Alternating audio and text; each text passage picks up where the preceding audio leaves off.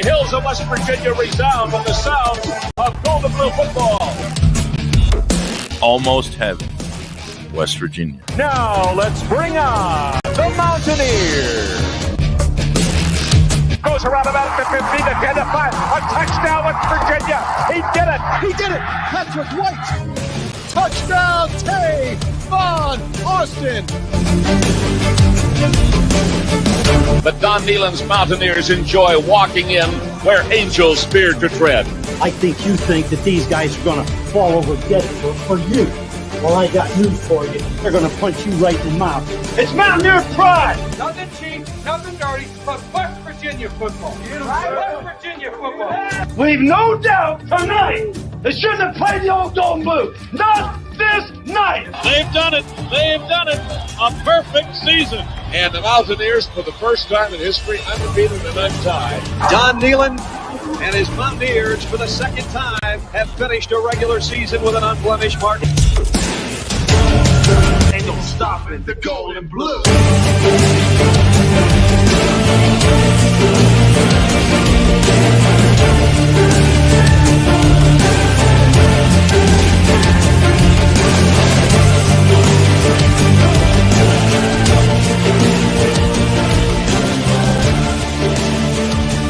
It is a great night to be a Mountaineer wherever you may be.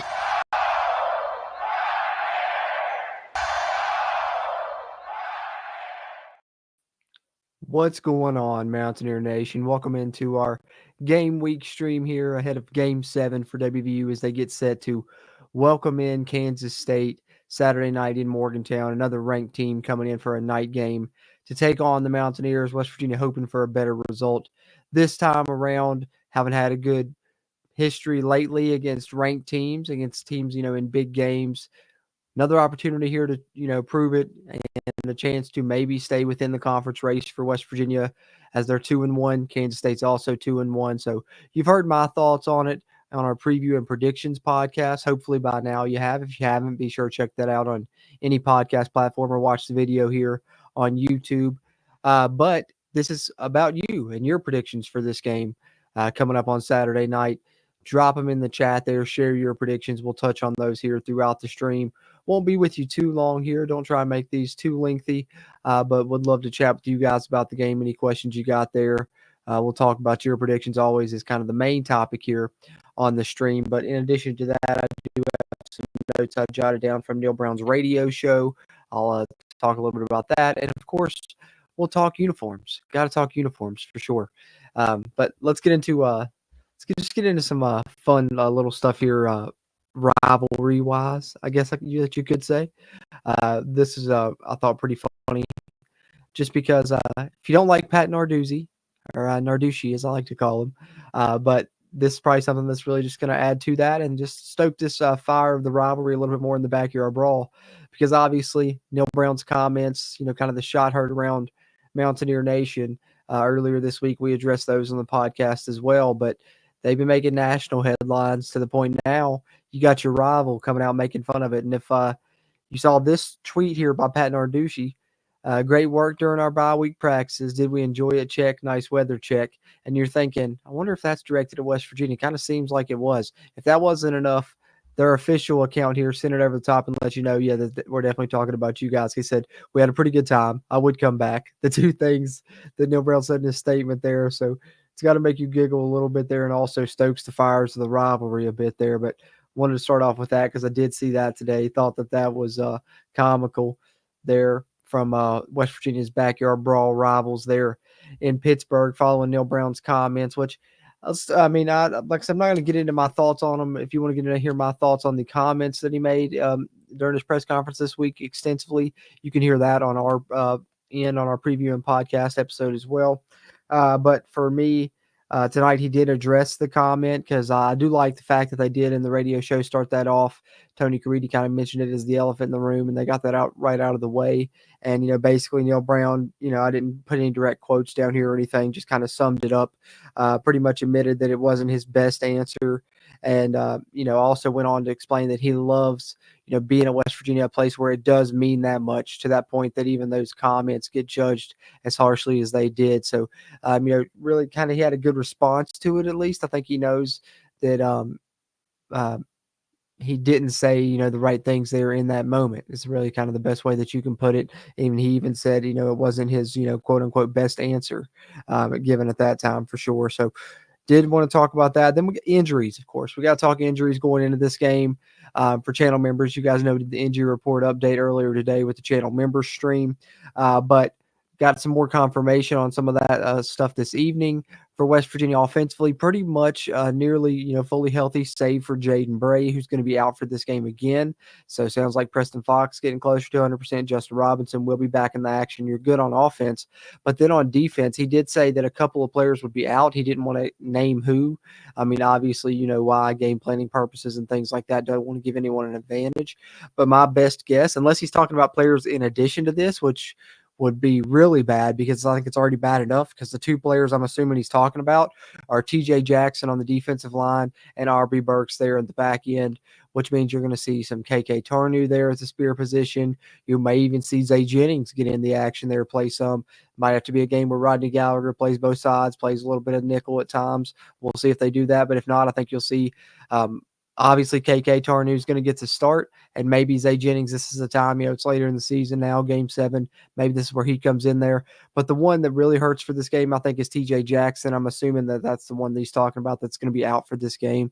Definitely hurts where you've already lost Eddie V, and then TJ Jackson is the guy that stepped up into that starting lineup and has been having a hell of a season. So now you're down Eddie V, you're down TJ Jackson.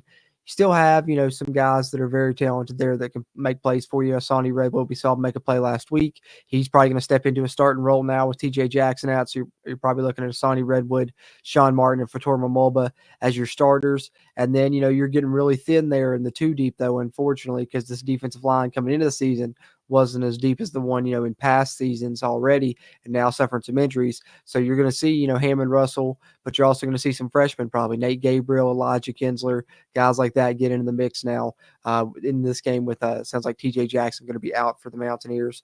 But they also, Neil Brown mentioned that they corrected some things with Yates's grip on the football this week in practice, and snapping has been good. So he did address that issue as well.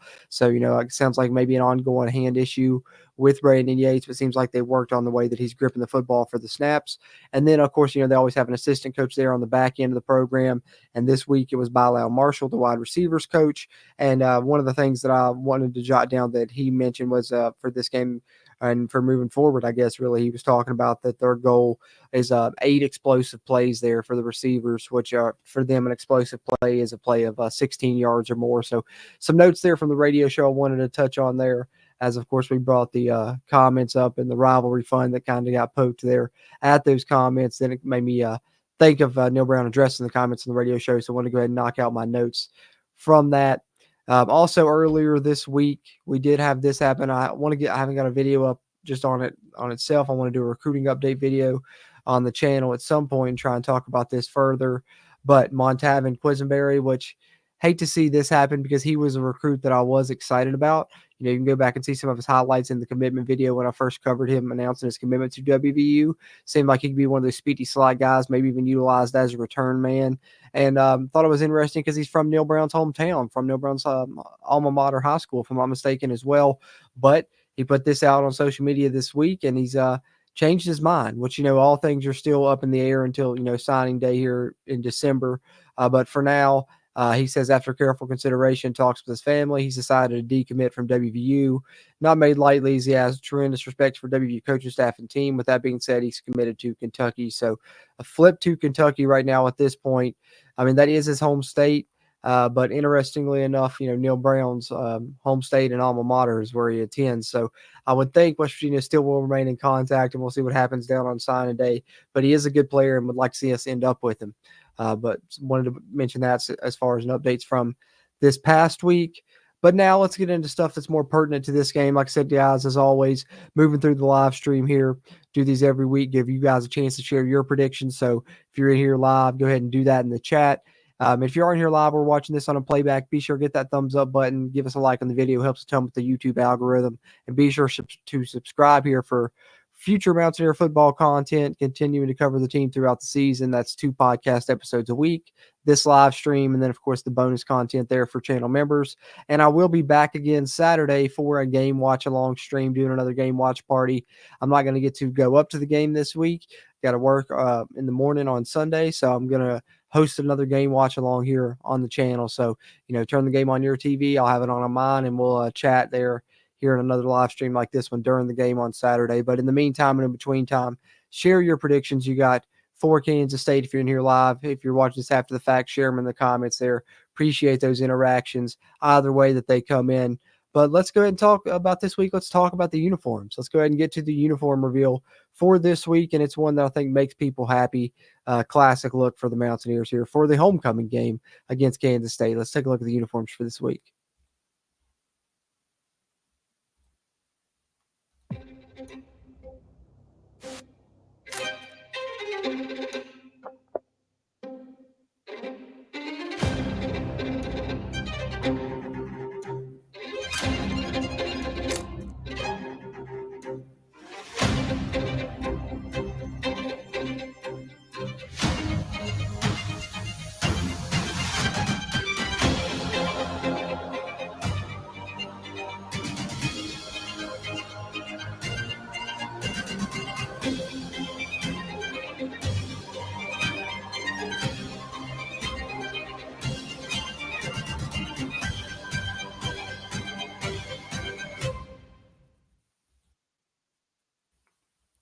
All right, so surprised that it took them till Game 7 on the season to break out the classic blue gold combo, but also happy that they are wearing it for the homecoming game at least. Let's take a look at some pictures here of that get up here from the West Virginia equipment page on social media. Kind of get a look at the full setup there, the jersey, the pants, the helmet, the sleeves, socks, gloves, everything the players will be wearing Saturday night against Kansas State. There is the look at the classic blue gold. And then, of course, always got to share our friend WVU Uniforms weekly tweet once the uniform is announced. He does a good job of tracking and keeping up with how often it's been worn throughout WVU history, the winning percentage. And in blue gold, of course, the classic home look, the traditional look, there is the most worn uniform combination in WVU history, being worn now 184 times, and WVU is 128, 52, and 4 in this combo, a winning percentage of 71%. And they wore it last, he actually corrected it here, against Cincinnati last season, the 42-21 win. So, hey, last time you wore it, you got a win. You got a good record in it. Would be great to see West Virginia pick up a huge win that I don't think a lot of people are expecting them to get as a home underdog against a ranked Kansas State team, with a program that struggled as much against ranked teams as they have lately. But you never know what could happen, but that is kind of the status of the uniforms there. And speaking of uniforms, we can go back in last week. Obviously not the results that we wanted, but you do got to shout out the West Virginia fan base showing out for the first ever Coal Rush. Thought I was happily surprised there in the stadium with how many people did cooperate and wear black. The crowd pattern actually did look good. It looked overall black there. You could tell it was a Coal Rush in the crowd, just like when we do True Blue in the Gold Rush. So shout out to everybody that attended the game, but I thought the uniforms looked incredible. I don't know if it came through on TV, but under the lights at home in person, the uniforms, the numbers really were reflective. They looked almost like fluorescent white under the lights in person. So the uniforms, I think, super successful. I'm glad that West Virginia is planning on keeping them as an alternate for a while. And they were recognized by multiple, services that do like uniform rankings each week, but Uniswag, probably the most well-known and the one I wanted to recognize here, West Virginia getting the #1 uniform of the week with those Coal Rush uniforms there. And they looked so great. You guys know I'm a fan. I've had the Coal Rush mini helmet in the background since it came in. Did an unboxing for that here on the channel. And, of course, got the Garrett Green Coal Rush jersey as well. May wear that for the watch-along on Saturday even. Haven't decided yet. Need to redeem it and get a win in it after I wore it to the game and we lost. So, but really do love those Coal Rush uniforms, and they were the #1 uniform of the week there, according to Uniswag. And then, of course, one more thing looking back to last week before focusing the attention on this upcoming game against Kansas State to wrap up the tail end of this stream. We do want to take a look at PFF College, who does a great job of covering everything. Of course, they help me with the grade stream that I do for channel members that you guys probably saw earlier today. If you are a channel member, where we go over the top 5 offensive and defensive grades for WVU, the snap counts, and the team grades, all that good stuff. So shout out to PFF for that. But we have the team of the week in the Big 12 for last week. West Virginia places 1 on offense, and that's Wyatt Milam. No big surprise. One of the best offensive tackles in the country. One of the best offensive linemen in general in the country, probably. And then on the defensive side, West Virginia with TJ Jackson showing up there. And, of course, hate to see that with his, suffering the injury late in the game. Fatorma Moba, though, coming on and playing his best football of the season is big. And then how about Garnett Hollis showing up there as a defensive back on the team of the week in the Big 12? Really bounced back from his early season struggles and played maybe one of his better games of the season, despite the fact West Virginia did give up some plays in the passing game. I thought that he kind of stuck out and played better than what he did earlier, and it seems like he's certainly improving and adjusting to being a West Virginia Mountaineer there. So did want to share that PFF team of the week, and then we will look ahead to Kansas State now, guys. Hey, Silas, what's going on, man? Hey, I was sitting at the game on Saturday, the Iowa State game there in Morgantown there for the Coal Rush, and all of a sudden I see somebody say, "Hey, Cruz, what's up, man?" And coming up to me, and I'm trying to figure out who it is. I'm like, why don't I recognize who is this? And he says, "Silas, man." And then right away it hit me, of course, because I knew we've been trying to get up all season there, because I told him where I sit and everything, and then finally did get a chance to. So it was so great to meet you in person, Silas. Really cool, man. I agree. The uniforms were cool, and they were reflective under those new LED lights West Virginia has. Definitely was really something that popped when you walked in there, Silas, for sure. But yeah, it was really cool. Appreciate you coming up, man. It was nice to meet you in person, bro. That was cool. But speaking of Kansas State, guys, let's wrap up here this weekly stream here for too much longer. The only other thing that we want to talk about is that game right here at the tail end. I'm going to share the United Bank playbook from the university here. We'll share the tail of the tape, some of their stats. I'll give kind of a brief overview of my thoughts. Like I said, if you want to hear my extensive thoughts about this game, you can hear them on the Preview and Predictions podcast that's up here on the channel and up on all podcast platforms. But Kansas State, man, I think that this is going to be a tough matchup for West Virginia, because honestly, I thought going into the season, you guys know when I did my Big 12 prediction stream here on the channel, I had them, as my number 1 team. I thought Kansas State would go. I had them predicted at 11-1. I thought they'd be playing WVU in the Big 12 title game, but it still seems like Kansas State may have a chance. And if West Virginia doesn't find a way to win Saturday night, they could very well be playing the 2 teams that end up playing for the Big 12 championship game in back-to-back weeks. Seems that way thus far. Iowa State and Kansas State looking very strong. But I think Kansas State even has a little bit more overall talent than Iowa State. Iowa State, really good coaching, but Kansas State, you can say that about as well. So, similar matchup for West Virginia again. If at first you don't succeed, try again. West Virginia going to try again on Saturday night against Kansas State. Tail of the tape here from the university. Points per game for Kansas State, 31, WVU 30, so pretty evenly matched there. Kansas State only giving up 21 points per game. Their defense has been very tough this season. West Virginia giving up 26. Number 1 rushing defense in the Big 12, one of the best rushing defenses in the country there resides at Kansas State, only giving up 72 rushing yards per game. WVU giving up 130. They're giving up 190 passing yards per game. WVU at 214. That's the passing yards per game for each team. Giving up, K-State's giving up 270, West Virginia giving up 247. So, their secondary appears to be their weakness, but that doesn't really match up with WVU's strength. It's kind of strength on strength, weakness on weakness in this one when you look at the matchups and how things play out. And, when I was going through the preview and predictions, some of my notes here, I did grab, like I said, I'll do a little overall summary for you guys because I think it's interesting to talk about that matchup. West Virginia is the highest graded rushing defense in the Big 12, according to PFF, with an 89.7 run defense grade, going up against what has been the Big 12's number 1 rushing offense and the best running back in the Big 12 thus far in DJ Giddens, who leads the Big 12 with 786 yards. So, that's just one interesting angle of the matchup.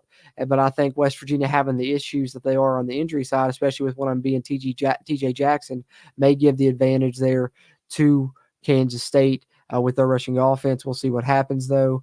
West Virginia with a good run defense grade, as I said there, but Kansas State does as well. They have the number 3 graded run D in the Big 12, according to PFF, with 84.2. So West Virginia, going to have to up against a strong rushing defense here to try and get their run game going. And both of these two teams also are the two best tackling teams in the conference, according to PFF.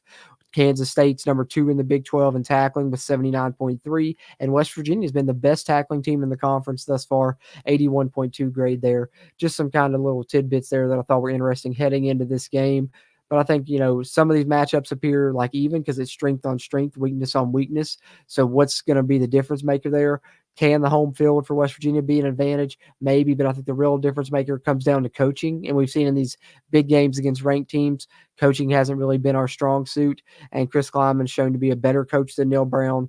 Both these two guys came in at the same time in 2019, but I'm giving the coaching edge to Kansas State. And with, the potential injuries on West Virginia's defensive line, I think Kansas State may do a better job rushing the football, which was, my major key in this game is win the rushing battle, both, rushing offense and rushing defense. And I think Kansas State has a better chance to do that. So kind of not feeling the best about the Mountaineers in this one, hoping it's one of those games where they show up and surprise me in it. But that's kind of a look at everything there, stats-wise, how they line up, and just my kind of overall thoughts. And if you want to hear my exact prediction, just check that out on our podcast episode, which is up on the channel and up on all podcast platforms. But appreciate everybody that hopped in here live.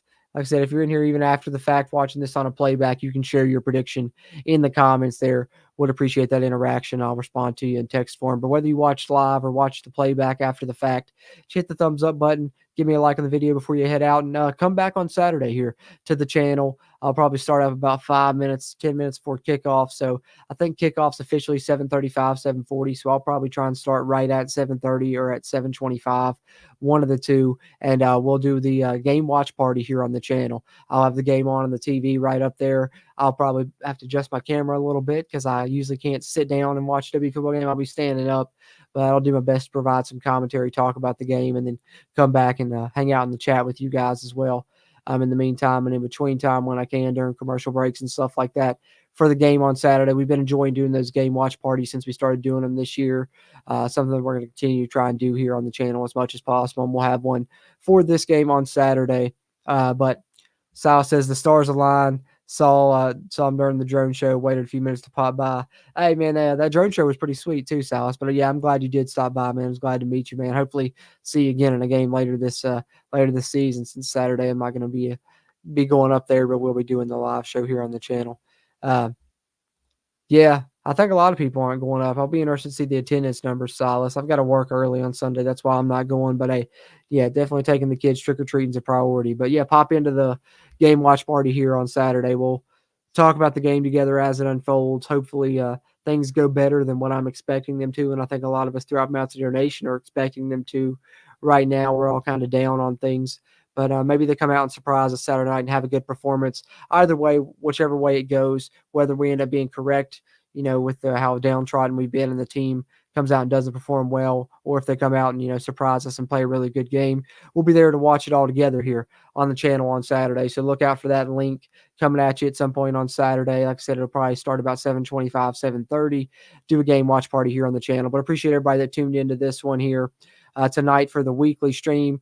Be back doing this stream again next week ahead of the Arizona game. Of course, you can check our thoughts on Kansas State or in our review and reaction podcast. That'll be out early next week. Usually drop that on Monday, and then we'll have the Arizona preview podcast out on Wednesday. And then this stream is always coming out you Thursday or Friday. And then, of course, now you can add the game watch parties to the content that you get here on the channel, as we've been doing those pretty consistently. I think this will be the third or fourth one in a row. And then, of course, we'll be back doing another one of those next Saturday as well. So, like I said, come back, tune in on Saturday for that. That's kind of just the slate you can expect from us throughout the season.